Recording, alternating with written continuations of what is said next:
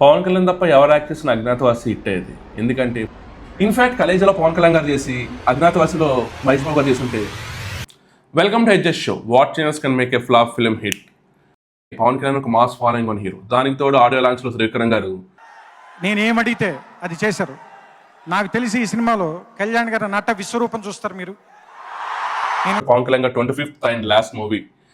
ఇవన్నీ కలుపుకొని ఫ్యాన్స్ ఒక రేంజ్ లో సినిమా ఉంటుంది, నార్మల్ ఎలివేషన్స్ ఉండవు అనుకున్నారు. బట్ సినిమాలో ఎలివేషన్స్ ఉంటాయి, బట్ అవి సబ్టబుల్ గా ఉంటాయి. ఒక యావరేజ్ ఫ్యాన్ కి అర్థం అవ్వలేని స్థితిలో ఉంటాయి. యాక్చువల్ గా అజ్ఞాతవాసి ఒక మంచి movie with lots of flaws. అందులో ఫస్ట్ ఏంటంటే హీరోయిన్ క్యారెక్టర్ ఒక 90% ట్రిమ్ చేసేసి అంత high elevated emotional interval and post interval scene తర్వాత వచ్చే రొట్ట బెల్ట్ అండ్ సైకిల్ సీన్లు తీసేసి వాటి ప్లేస్ లో out and out commercial scene like Ala Vaikunthapurramuloo boat room scene లాంటిది యాడ్ చేస్తే ఖచ్చితంగా సినిమా హిట్ అయ్యేది.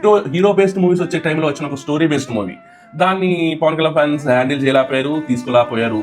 సో ఐ ఫీల్ ఆయన తప్ప ఇంకెవరు చేసినా కానీ ఖచ్చితంగా ఈ చేంజెస్ తర్వాత సినిమా చాలా పెద్ద హిట్ అయ్యింది. సినిమాలో మనం చేసిన తప్పులు ఏంటంటే అనిరుద్ధ్ మ్యూజిక్ ని మనం తప్పుగా అర్థం చేసుకున్నాం. అతను ఇచ్చిన ఒక క్లాస్ అండ్ సాసింగ్ మ్యూజిక్ ని మనం క్యాచ్ చేయలేకపోయాం. ఆ సాంగ్స్ కూడా చాలా బాగుంటాయి. ఈవెన్ తర్వాత ఒక రూమర్ కూడా వచ్చింది, త్రివిక్రమ్ ఇంకా టైం ఉంది టాలీవుడ్ లో అని చెప్పినట్టుగా అనిరుద్ధ్కి.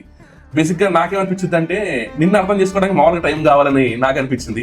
ఇన్ఫాక్ట్ కలేజాలో పవన్ కళ్యాణ్ గారు చేసి అజ్ఞాతవాసిలో మహేష్ బాబు గారు చేస్తుంటే రెండు hit అయ్యేటి.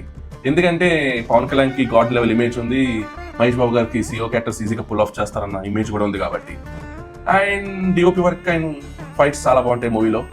So that's how Pawan Kalyan's image made Agnyaathavaasi flop.